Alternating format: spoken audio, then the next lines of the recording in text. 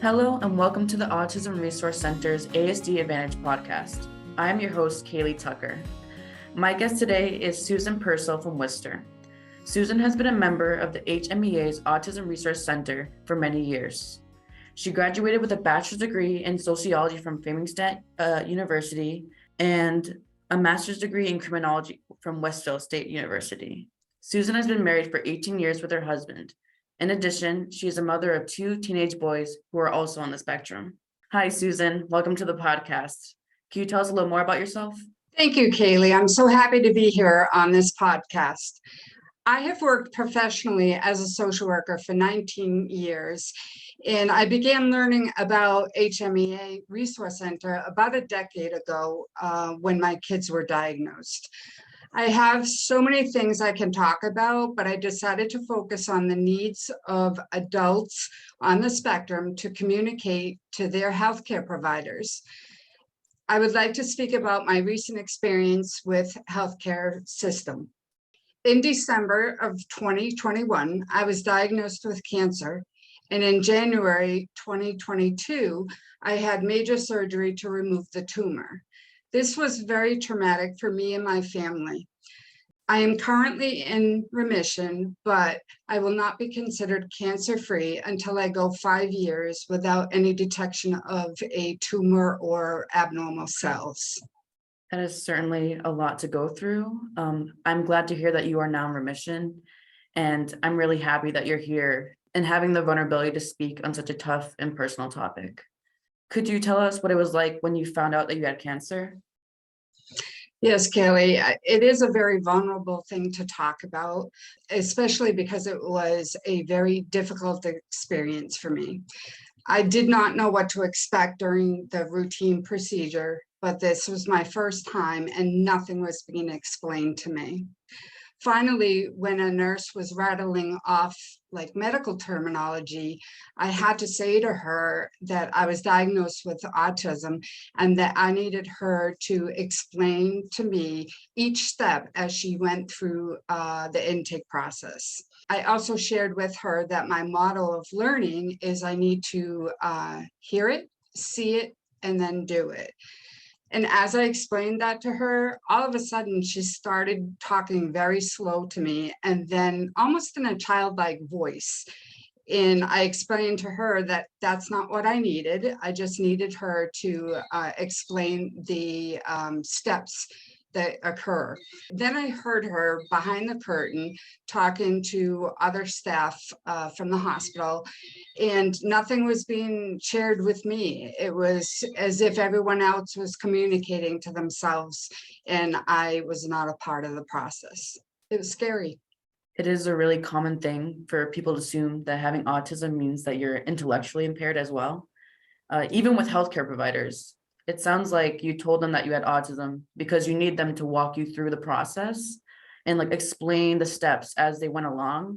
But it seems like instead they didn't really know what to do with you telling them that. And instead of asking you, they kind of were talking about it amongst themselves. So it's understandable that, that made the process and made you feel uneasy. Oh, yes, definitely it did. So what happened after the procedure was completed?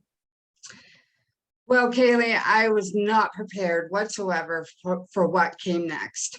The doctor came over to me and he was with a resident. I was in the wide open area and he said, "I'm sorry to tell you, you have cancer." And he walked away. At that point in time, my body started shaking. I got really hot and I started crying because I didn't know what to do. And hearing those words, "you have cancer," is something, the hardest thing to hear, never mind to go through. I immediately thought, am I going to die? What do I do? What's going to happen next? All these thoughts were just coming through my mind all at once. And my brain got overloaded with these thoughts and feelings because I'd never experienced this before. I was told at that point that I needed to find an oncologist and wasn't provided any recommendations or even suggestions. That sounds really tough. I can't imagine being in that position. Hearing that you have cancer is already hard enough to process, but it's because the doctor came in and told you and then just walked away without giving you suggestions. I feel like that made it a lot worse. I mean, if I were personally to be told that in front of other people who I don't even know, that would have made it infinitely more stressful for me. It definitely did for me as well. You also mentioned how they also didn't offer you any suggestions to do, like, where do you go forward? And also, like, for me, like, I need people to tell me exactly what I have to do. I need them to walk me through each step. And they didn't really provide you with any of that information. No, they didn't. And it was very challenging for me to kind of go figure out what was next. Exactly. So how did you go about finding an oncologist? Well, I'm very lucky. I have a friend who is a doctor, and she was able to assist me in finding an oncologist. In fact, she went to several appointments with me. She's been there for me for if I needed a hug, if I needed to have medical terminology explained to there. She was just there for all of it, and it made it a little easier. And then in addition to that, I had a support network of other friends and family members. Without them, I wouldn't have been able to go through this process. I'm really glad to hear that you had a friend who not only helped you get connected to the right care, but also was there with you, like, during the appointments. I think having the people, like the right people, with us in our corner when receiving healthcare can make all the difference in whatever care that we receive. And I think it's especially valuable that she is a doctor herself. So she knows how to communicate with providers. She, in a sense, she speaks the language that they speak, and she can explain things to you when you're confused. And she can also advocate for you when sometimes we're not very great at communicating what exactly we need. Yes, it was truly a great thing to have her. So can you tell us what it was like going through the surgery? Yes, on the day of the surgery, my friend who's the doctor was able to stay with me while waiting for my turn in the operating room, if you will. She was able to distract me when I needed to be distracted. She gave me a hug when I needed one. She changed the subject when I needed it. And she was able to provide me with that support all the way up until I went to the operating room, and I had to hug her and say goodbye. Going into the operating room, I was immediately blinded by the light. There were these really large spotlights, and then there were smaller ones. There was at least 10 people in this room. I didn't know any of them. There was noises happening, people talking, and I got really scared. And I looked at my oncologist and I said, I don't want to die. And he placed his hand on my shoulder and told me that he would take care of me. And the next thing I know, I woke up to hearing my name mentioned several times, and I was confused. I didn't really feel like I was fully awake, and I can't remember anything else on that day. That all sounds very terrifying to go through. However, I'm really glad that you chose to have your friend with you, before your procedure, because it seems like because she knows you personally, and she also is a doctor. She knows that what she had to do to keep you calm before going in. And I imagine it would be very different if you didn't have her with you that day. Absolutely. It's the best of both worlds, honestly. Exactly. I also would like to say that, like, I don't think there's any way to be completely calm before surgery, but I would like to commend you, for maintaining composure and, doing what you did on that day. That can't be understated. Thank you. I appreciate that, Kelly. So what happened after you were released from the hospital? Providers showed up at my home. There were about 4 of them that came, and they came on different days. Some were daily, some were not. And I was kind of caught off guard, but they were there to help me through the healing process, as well as recovering and being able to give me the tools I needed to function at home without their support. It was definitely challenging in so many ways. Could you explain that a little more? Sure, I'll do my best. The hardest part about working with the healthcare providers was their perception and lack of education regarding autism. I informed each in-home provider that I was diagnosed with autism spectrum disorder. I also explained to all of them my motto and way of learning is I need to hear it, see it, and do it. And that was very important for me to share that with them because I wanted to make sure that we were on the same page. Unfortunately, the responses that I got were comments like, oh, you don't look like you have autism. No, you can't have it. There's no way. So their kind of responses impacted me in a way because of being stereotyped. And it's definitely related to the lack of their education around autism. There's no specific look, as you and I both know. There are no two people that are the same. And I explained that typical people and autistic people do have things in common instead of just what we don't have in common. But we both have feelings, both have communication issues, both have meltdowns. We both want friendships and we want to be successful. And the difference in each person is their own unique way of being who they are. And we all want to be accepted for the way we are, not to pretend to be someone else. Exactly. I really couldn't agree more with everything that you just said. As someone who also gets those comments, especially from doctors and therapists, it's really frustrating. Autism doesn't have a look to it, it's a neurotype. And no one autistic person is the same. We don't all have the same behaviors and mechanisms. Sometimes I get the feeling that when people say you don't look like you have autism, they think that they're giving you a compliment, but it just adds to the stigma. And it also, in turn, invalidates our own lived experience. It sucks that we often have to be the ones who educate our providers about autism, but it has to be done in order for us to receive the best care that we can. And that's why self-advocating is so important for us.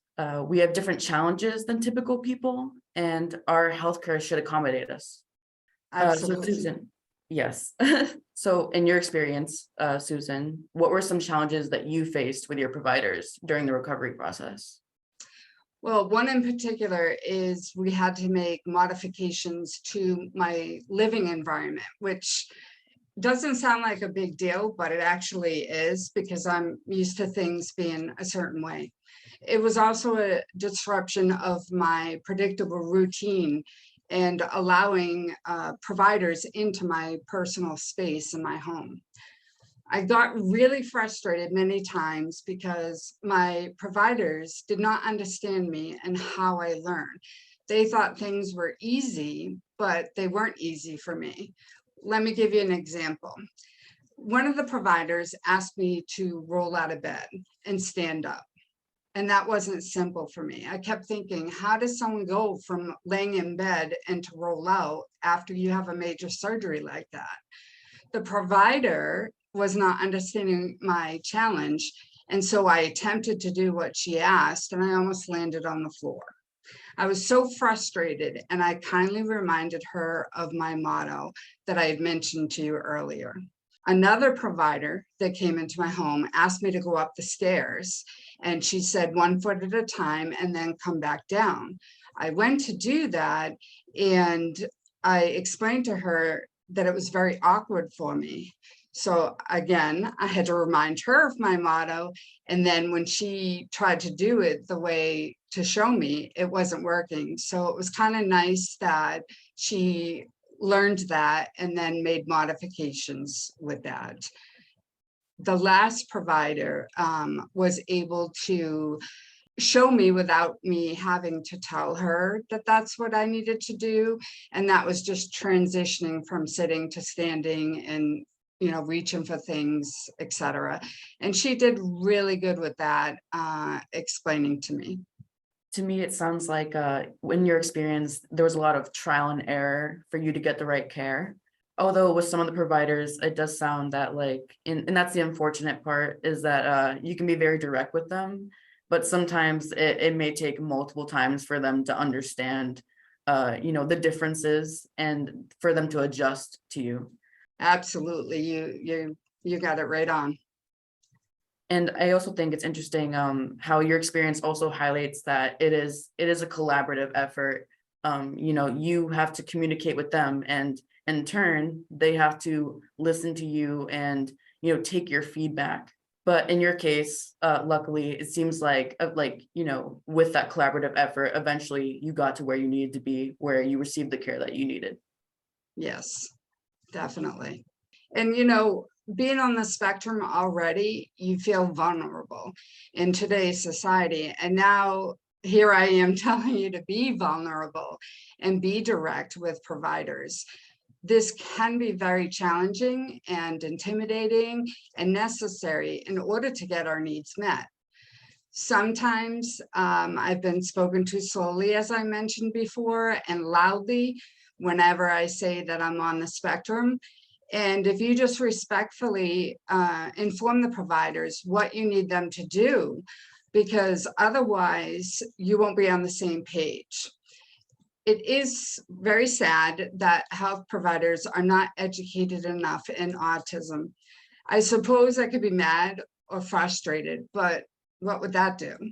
Nothing. Therefore, we have to advocate and explain what we need in order for them to be able to understand and provide us the care. For example, what I do is in my phone, I write down little comments about my diagnosis, my medication, what way is best for me to learn, my allergies and everything. And I have them read that before the visit or the evaluation of any kind is being done, so that they can respect what I need. I definitely agree. And I think that's great advice. Is there anything else that you would want to add to help patients and professionals around autism? Absolutely. For people on the spectrum, you got to advocate for yourself. That's the only way that others will know what you need. I encourage patients to make a list of what I explained. I have it in my phone. Put it in a notebook or have it on some daily planner, or have someone with you so that they can take the notes, and you can make sure that you're able to learn whatever method that works best with you. For the healthcare providers, I recommend that they listen to the needs of the patients and accommodate as needed. A person with autism does not have a certain look or appearance about them. Everyone should be treated as individuals. Treat the patient with respect and dignity. The bottom line is advocate, educate, communicate, and listen. Susan, I really want to thank you for spending time with us today to share your personal story and talk about your experience. It was a pleasure having you as a guest, and I think your story will help other autistic people to advocate for themselves. You've been listening to the Autism Resource Central's ASD Advantage podcast. I'm your host, Kaylee. Thank you for listening in. This program is funded by the Massachusetts Department of Developmental Services and administered by the HMEA Inc. HMEA is a nonprofit organization whose mission is to teach, support, and empower people with developmental disabilities and their families to live meaningful lives of their choice. To learn more, visit autismresourcecentral.org.